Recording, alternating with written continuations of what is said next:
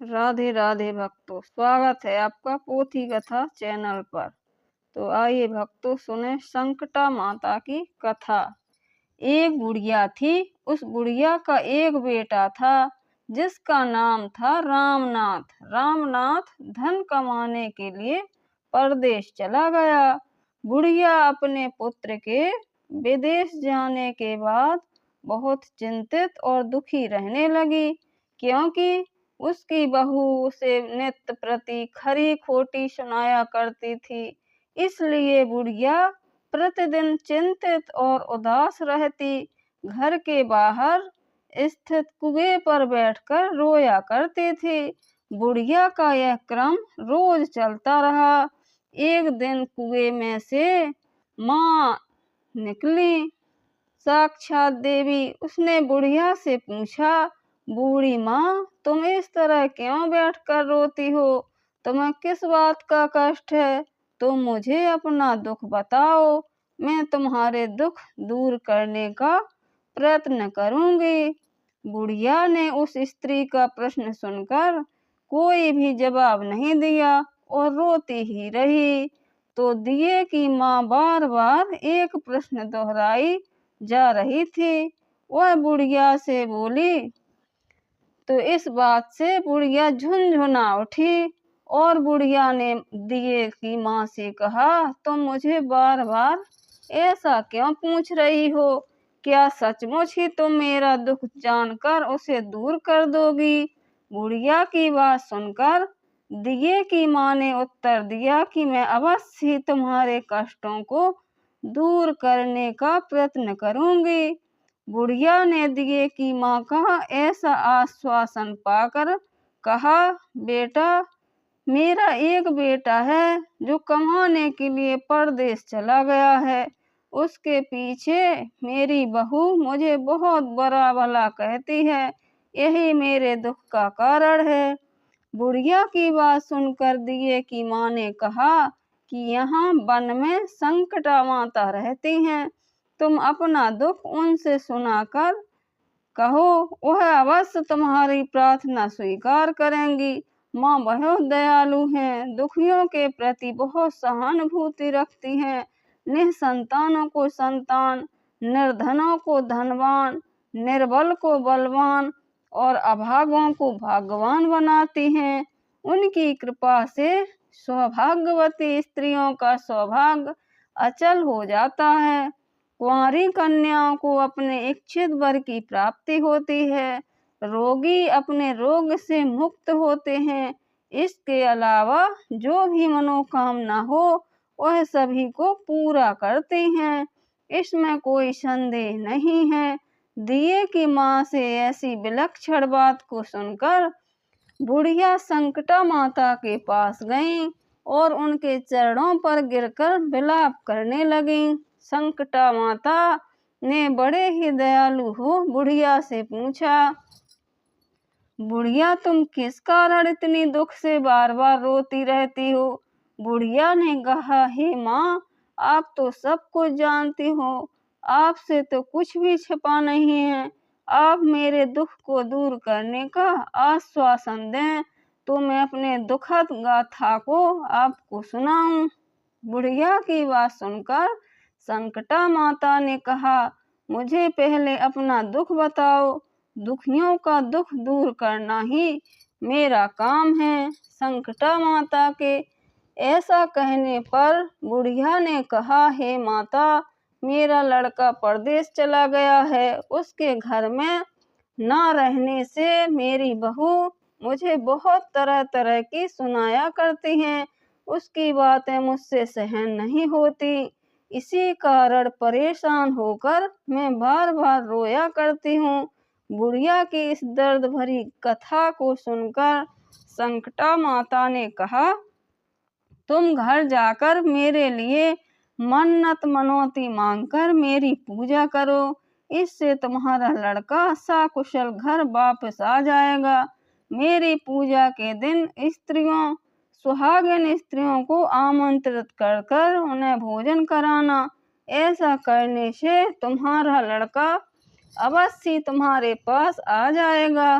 संकटा माता के कहे अनुसार उस बुढ़िया ने मनौती मांगकर पूजा की और सुहागिन स्त्रियों को भोजन के लिए आमंत्रित किया भक्तों। परंतु विचित्र बात यह हुई कि जब भी बुढ़िया लड्डू बनाने शुरू किए तो उससे 7 की जगह 8 लड्डू बन गए। इस बात से बुढ़िया बहुत ही हैरान हो गई। ऐसा होने का क्या कारण है? कहीं मुझसे गिनने में गलती तो नहीं हो रही, अथवा अपने आप 8 लड्डू बन जाने का कोई अन्य कारण है। उसी समय संकटा माता एक वृद्ध स्त्री के रूप में बुढ़िया के सामने प्रकट हुई और बुढ़िया से पूछा, क्यों बुढ़िया, आज तुम्हारे यहाँ कोई उत्सव है क्या? यह सुनकर बुढ़िया बोली, आज मैंने संकटा माता की पूजा की है और सुहागिन स्त्रियों को भोजन के लिए आमंत्रित किया है, किंतु जब गिनकर 7 लड्डू बनाती हूँ तो वे लड्डू अपने आप 8 बन जाते हैं। मैं इसी बात से चिंता में पड़ गई हूँ। बुढ़िया की बात सुनकर संकटा माता ने कहा, क्या तुमने किसी बुढ़िया को भी आमंत्रित किया है? बुढ़िया कहने लगी, नहीं, मैंने ऐसा नहीं किया, परंतु तुम कौन हो? संकटा माता ने कहा, मैं बुढ़िया हूँ, मुझे ही आमंत्रित कर लो। ऐसा सुनकर बुढ़िया ने उस बुढ़िया रूपी धारी संकटा माता को भोजन के लिए आमंत्रित कर लिया। इसके बाद बुढ़िया के घर सभी आमंत्रित सुहागनें आ पहुंची और बुढ़िया ने सबको लड्डू तथा अन्न मिठाई आदि का भोजन कराया। इससे संकटा माता उस बुढ़िया पर बहुत प्रसन्न हुई। माता की कृपा से उस बुढ़िया के बेटे ने मन में अपनी माता और पत्नी के मिलने की इच्छा उत्पन्न हुई। वह अपने घर के लिए चल दिया। कुछ दिन बीतने पर वह बुढ़िया संकटा माता की पूजा कर सुहागनों को भोजन करा रही थी। किसी ने उसके लड़के के आने की सूचना दी, लेकिन बुढ़िया अपने काम में लगी रही। उसने कहा, लड़के को बैठने दो, मैं सुहागनों को जिमा कर आती हूँ। लड़के की बहू ने पति के आने का समाचार सुना। उसी क्षण पति के स्वागत के लिए तुरंत घर की ओर चल दी। लड़के ने अपनी पत्नी को देखकर मन में सोचा, मेरी स्त्री मेरे प्रति कितना प्रेम रखती है, जो खबर पाते ही मुझसे मिलने आ गई।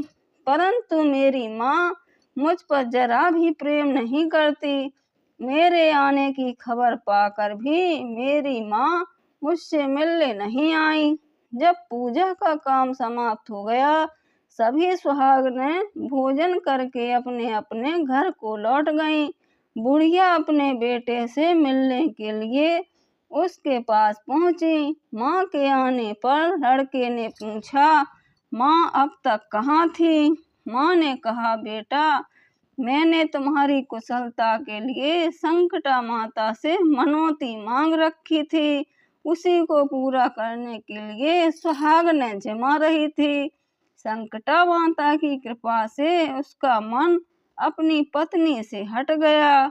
उसने माँ से कहा, माँ, या तो मैं रहूँगा या यह रहेगी। बुढ़िया ने कहा, बेटा, मैंने तुम्हें बड़ी कठिन तपस्या से पाया है, इसलिए तुम्हें नहीं छोड़ सकती। इसलिए चाहे बहू का त्याग भी करना पड़े, मैं कर सकती हूँ। अतः लड़के ने अपनी स्त्री को घर से निकाल दिया। घर से निकल जाने के बाहर आई तो बहुत दुखी मन से एक पीपल के पेड़ के नीचे बैठकर रोने लगी। एक राजा उधर से जा रहा था। उसने रोता देखकर राजा रुका और पूछा, तुम क्यों रो रही हो? तब उसने अपनी सारी व्यथा राजा को कह सुनाई। राजा ने कहा, आज से तुम मेरी धर्म बहन हो, इसलिए रो मत। मैं तुम्हारे सभी कष्टों को दूर करने का प्रयास करूंगा। यह कहकर राजा उस स्त्री को अपने महल में लेकर आ गया। महल जाकर राजा ने रानी को सारी कथा सुनाई और रानी को कहा, देखो आज मेरी यह धर्म बहन है, इसी महल में रहेगी, इसको किसी भी प्रकार का कष्ट नहीं होना चाहिए। राजा के यहाँ पहुंचकर कुछ दिन बाद धर्म से प्रेरित होकर रामनाथ की स्त्री ने भी संकटा माता का व्रत आरंभ कर दिया और संकटा माता के निमित्त सुहागनों को भोजन कराने के लिए आमंत्रित किया। उसने रानी को भी आमंत्रित किया। जब सभी सुहागनें लड्डू खाने लगी तो रानी ने कहा, मुझे तो रबड़ी, मलाई और स्वादिष्ट मिष्टान ही हजम होते हैं, ये पत्थर समान लड्डू कैसे हजम होंगे। ऐसी अवहेलनापूर्ण बातें कहकर रानी ने लड्डू खाने से मना कर दिया। कुछ समय बाद संकटा माता की कृपा से रामनाथ अपनी पत्नी को खोजते हुए राजा के महल में आया। वहां आकर अपनी पत्नी को संकटा माता की पूजा करते हुए देखा तो संकटा माता को हाथ जोड़कर प्रणाम किया और अपनी पत्नी से कहा, प्रिय मेरे अपराध को क्षमा करो। पत्नी ने कहा, नाथ ऐसा प्रारंभ से ही होता है, इसमें आपका कोई दोष नहीं। आप मेरे ईश्वर रूप हैं, मेरे ही अपराध को क्षमा करें। यह कहकर दोनों ने विधि पूर्वक संकटा माता का व्रत करा, कथा सुनी, संकटा माता की पूजा की। पूजा को समाप्त कर सुहागनों को जिमा कर दोनों पति पत्नी अपने घर की ओर प्रस्थान किया। जाते समय रामनाथ की स्त्री ने राजा और रानी से कहा, जब मुझ पर दुख पड़ा था तो आप लोगों ने धर्म बहन बनाकर मुझे आश्रय दिया था। यदि आपको किसी भी तरह की सहायता की आवश्यकता हो तो मेरी कुटिया में निसंकोच चले आना। ऐसा कहकर दोनों पति पत्नी अपने घर चले आए। संकटा माता के प्रसाद का निरादर करने के कारण रानी पर भारी संकट आ पड़ा। रामनाथ की बहू के जाते ही उनका राजपाट और ऐसी विपत्ति में पड़कर रानी ने राजा से कहा, राजपाट नष्ट हो गया। ऐसी विपत्ति में पड़कर रानी ने राजा से कहा, ना मालूम ये तुम्हारी धर्म बहन कैसी थी, उसके यहाँ से जाते ही सब कुछ नष्ट हो गया। रानी ने राजा से कहा, जाते समय वह कह गई थी, जब मेरे यहाँ कष्ट पड़ा तो तब मैं तुम्हारे यहाँ आई और कदाचित तुम्हारे ऊपर कोई भी कष्ट पड़े तो तुम मेरे घर चले आना। इसलिए हम लोगों को उसके यहाँ ही चलना चाहिए। ऐसा विचार कर राजा रानी दोनों ही अपनी धर्म बहन के घर पहुंच गए। रानी ने कहा, बहन तुम्हारे जाते ही ऐसा क्या हो गया कि हमारी सारी संपत्ति नष्ट हो गई, हम लोग बहुत परेशानी में पड़े हुए हैं। रानी की बात सुनकर रामनाथ की स्त्री ने कहा, बहन मैं तो कुछ नहीं जानती, मेरी तो सब करता धरता संकटा माता है, इसके अतिरिक्त कोई दूसरा नहीं। इसलिए मेरी राय से तुम संकटा माता से अपनी भूलों के लिए क्षमा याचना करो, उन्हीं की मान मनौती से तुम्हारा काम बन जाएगा, तुम्हारे सारे बिगड़े काम अपने आप सुधर जाएंगे।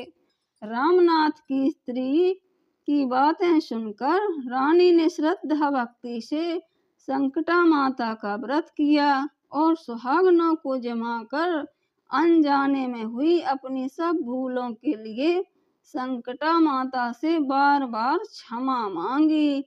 रानी के ऐसा करते ही संकटा माता प्रसन्न हो गई भक्तों, और रात में रानी को स्वप्न में कहा कि तुम दोनों पति पत्नी अपने महल को चले जाओ, वहां जाकर मेरी पूजा करना, मेरे निमित्त सुहागनों को जमाना।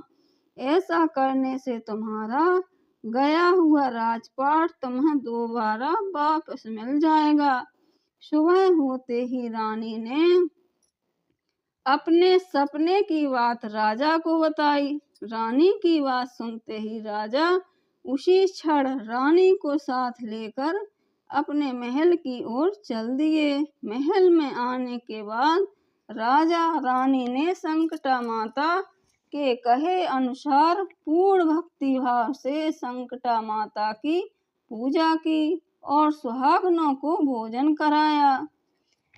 ऐसा करने से उनका बिगड़ा हुआ सारा समय सुधर गया और सारा राजपाट उन्हें वापस मिल गया और वह पहले की तरह राज को भोगने लगे। बोलो संकटा माता की जय। भक्तों अब आरती सुनिए।